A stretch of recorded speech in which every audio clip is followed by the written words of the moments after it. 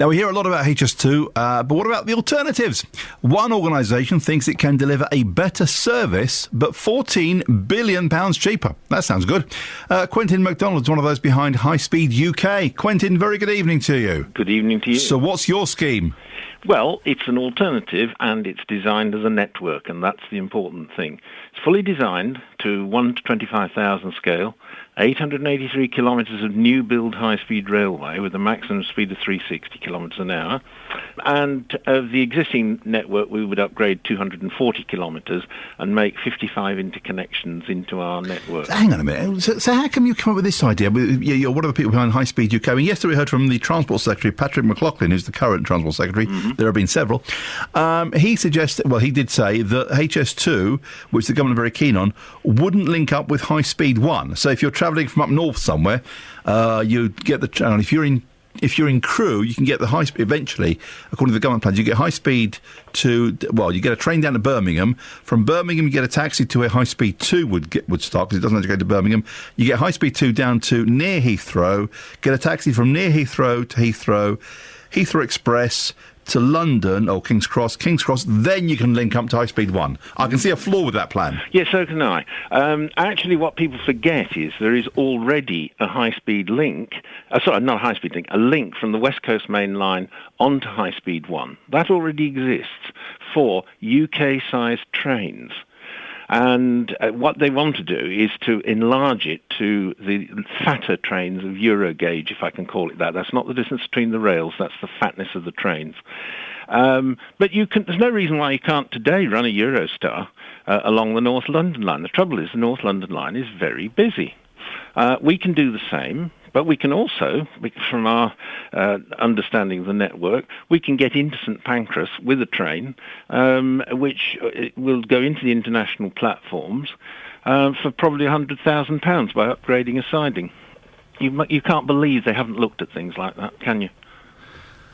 Well, I can, because it's the government, and look. Yeah. Let me put my pen down. The whole scheme was dreamt up by Lord Adonis, who was never elected. Right? What a strange that Lord Adonis. Right? He dreamt up this. He literally drew this line on the map, HS2, from point A to point B to point A.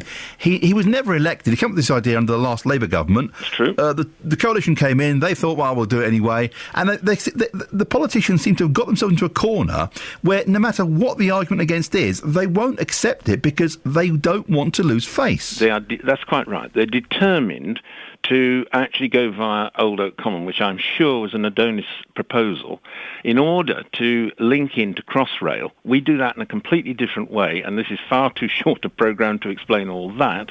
We do that in a different way, and we link to Heathrow in a different way. And if you start looking for alternatives, you will find alternatives, and you can find them on www.highspeeduk.co.uk. Is the government showing any interest at all in these ideas? The HS2 people know that it all exists. And very pleasingly, the other day, we had a call from the office of a gentleman called David Prout, who I didn't know, but turns out to be the head civil servant in the Department of Transport, responsible for HS2. So they're looking at us, aren't they? But they're never going to say, Quentin, and they're going to say, we got it wrong, Quentin's idea is much better. Are you telling me that at the next election, all the parties are going to support HS2? Yes. What a bet. You wait and see. £14 billion of your money and my money.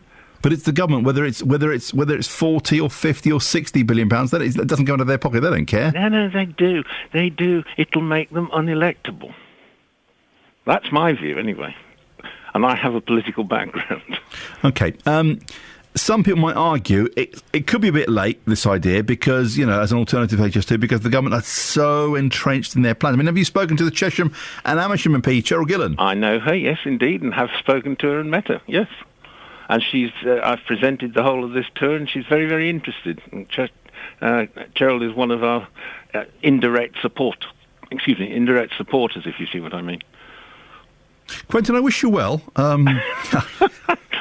No, we shouldn't really be laughing because it's it's such a vast amount of money, and also because HS2 is, you would have thought. I mean, I love high speed one is a very efficient service. When you see it working, you can understand why it's there and the future expansion for the country. I came back from Ashford in Kent last night, got in a Javelin, up to St Pancras, walked across the road to King's Cross, got on the 7 o'clock King's Cross. I was in York. Total journey done at an average speed of 94.3 miles an hour. How about that? That's what we want. We want connectivity. We want it to join up. It's got to work together. HS2 is desperately awful. Quentin, nice talking to you. Wish you well. Quentin Macdonald, one of the people behind High Speed UK. He's probably right. I just can't see the government, any future government, current government, backing down. And this whole idea, and you've got to go back to the very root of High Speed 2. It was a plan put together by the non-elected Lord Adonis, who was given the job and the task of dreaming up this thing on a napkin by Tony Blair, the Middle East peace envoy. I'm not going to say any more, for goodness me, I'll get into trouble.